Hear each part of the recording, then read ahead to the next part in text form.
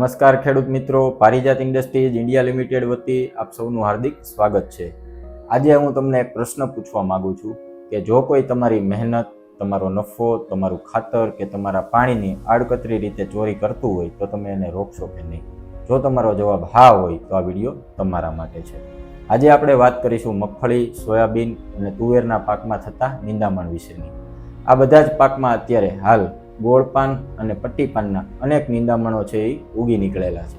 તો આ નિંદામણના સંપૂર્ણ કંટ્રોલ માટે આપણી સંપૂર્ણ ભારતીય કંપની એટલે કે પારિજાત ઇન્ડસ્ટ્રીઝ ઇન્ડિયા લિમિટેડ રજૂ કરે છે વોસ્ટ્રિક।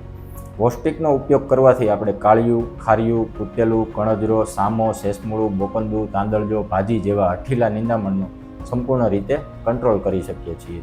વોસ્ટ્રિક છે જેમાં 3 પ્રકારના અલગ અલગ ટેકનિકલનું સંયોજન છે જે એમી ફોર્મ્યુલેશનમાં આવેલું છે, તેમજ એની ઈપીટી ટેકનોલોજીના કારણે છંટકાવ બાદ આપણને ખૂબ જ લાંબુ પરિણામ છે એ જોવા મળે છે।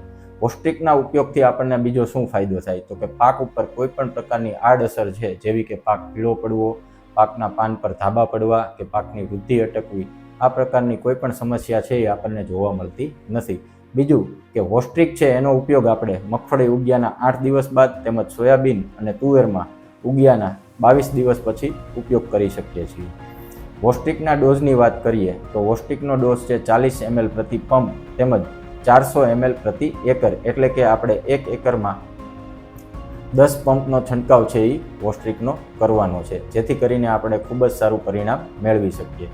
વોસ્ટ્રિકના છંટકાવ પહેલાં આપણે શું શું કાળજી રાખવી જોઈએ કે તો જમીનમાં સંપૂર્ણપણે ભેજ હોવો ખૂબ જરૂરી છે। બીજું કે ભાઈ જમીનમાં આપણે જો ભેજ ના હોય તો આપણે જ્યારે પિયત આપીએ ત્યારબાદ વોસ્ટ્રિકનો છંટકાવ કરવાથી આપણને ખૂબ સારું પરિણામ છે એ જોવા મળે છે। તેમજ વોસ્ટ્રિકનો છંટકાવ કર્યા પછી આપણને જે નિંદામણ છે એ 8 થી 10 દિવસે જળમૂળથી કમ્પ્લીટ રીતે સુકાયેલું જોવા મળશે। તો ખેડૂત મિત્રો, તમારા પાકમાં થતા નિંદામણના કંટ્રોલ માટે આજે જ ઉપયોગ કરો પારિજાત કંપનીનું વોસ્ટ્રિક। વધુ માહિતી માટે તમે નીચે જણાવેલા નંબર ઉપર સંપર્ક કરી શકો છો। આભાર।